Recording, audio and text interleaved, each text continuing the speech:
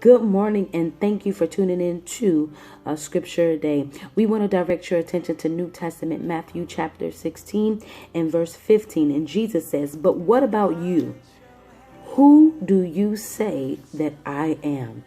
People of God, this text is Jesus talking to the disciples, and he asked, this is the second question that he asked his disciples at this moment. The first question is, who do other people say that I am? And they were quick to give responses and say a lot of things. Jesus, they say you're this, they say you're that, they say you're this and that. But then he turned and asked the question and made it personal. But then he said, but who do you say that I am? And they found themselves to be very quiet. People of God, this scripture is so important as we talk about and think about our relationship with God. It is important that we gain understanding of who he is in our lives, and that we understand that he can be many things for us. He can be a mother, he can be a father, he can be a friend, he can be a comforter, he can be our peace, he can be our sustainer, he can be our hope, he can be all of the things that we need him to be when we need it. But we have to make the step to acknowledge who he is. So today I'm going to ask you that question. Who is God to you on today? Is he your Jehovah Jireh? Who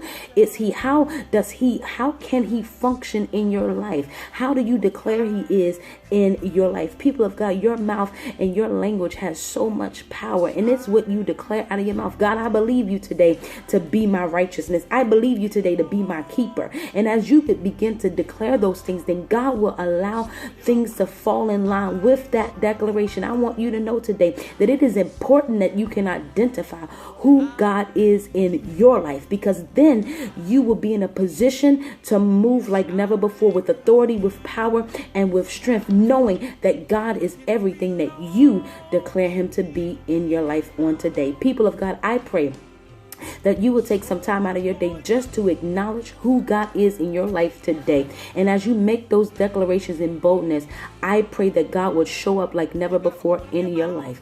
It is my prayer that you all will continue to stay blessed, and just remember that if nobody else out there loves you, I do.